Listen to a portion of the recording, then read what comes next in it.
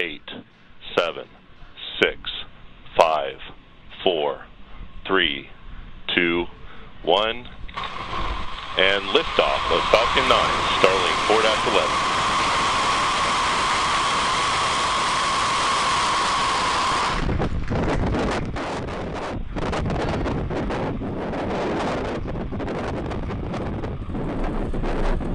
M1D chamber pressures are nominal.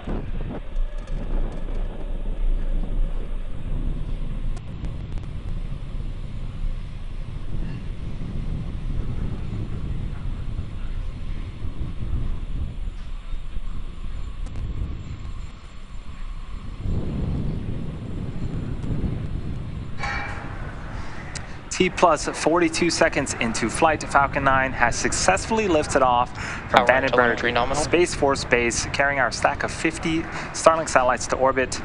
And a moment ago, we began to throttle down the engines on the first stage in preparation for max Q. This is where the vehicle will experience the highest amount of pressures during ascent.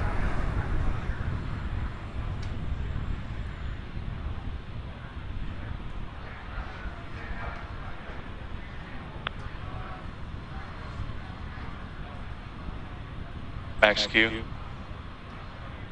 And there was max Q.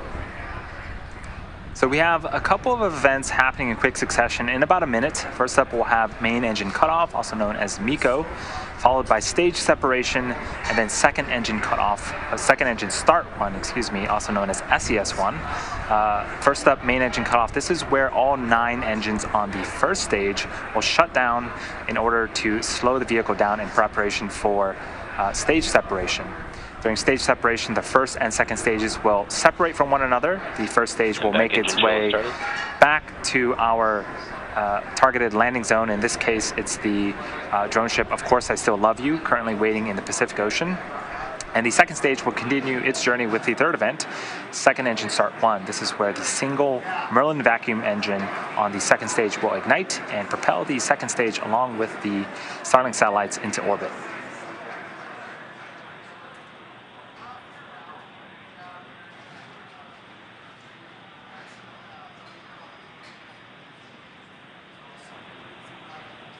MECO. Stage separation confirmed.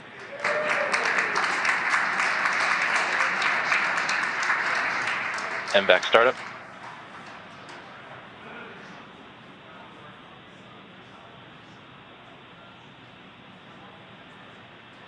So we did have successful main engine cutoff. Confirmed. Stage separation, second engine start of the Merlin vacuum engine, and you just saw on screen that the fairing halves have been deployed from the top of our second stage. We've been flying reflown fairing halves since 2019, and today's fairings are flight proven, and we're going to be attempting to recover them when they return to Earth as well.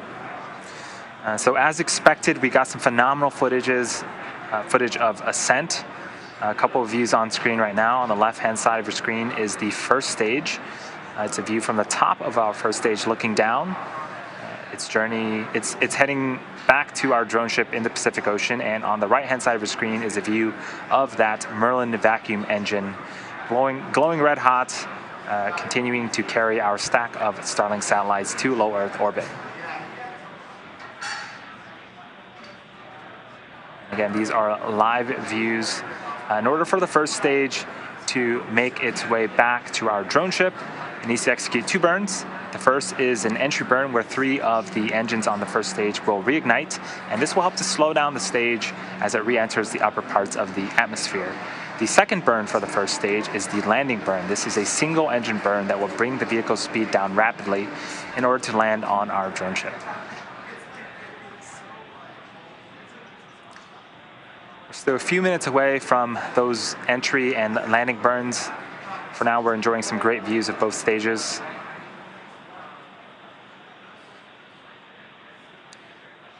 The engine that you see on screen on the second stage is a little bit different than the engines on the bottom of the first stage. It's actually optimized to perform in the vacuum of space, being able to produce over 220,000 pounds of thrust. Compared to the engines on the first stage, which are actually optimized to perform at sea level, they can produce about 190,000 of thrust, 190,000 pounds of thrust each.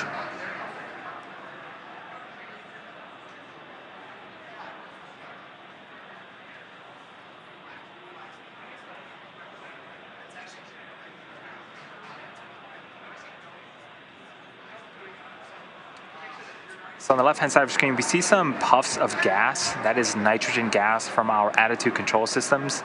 And on the adjacent side of that, those puffs of gas, you can see two of our hearing callouts that we did get the landing legs deployed, waiting for audio or visual confirmation of that first stage. And there Stage it is. 1 landing confirmed. Right in the middle of our drone ship. MECO 1. That is a successful first stage landing, the fourth for this particular first stage booster.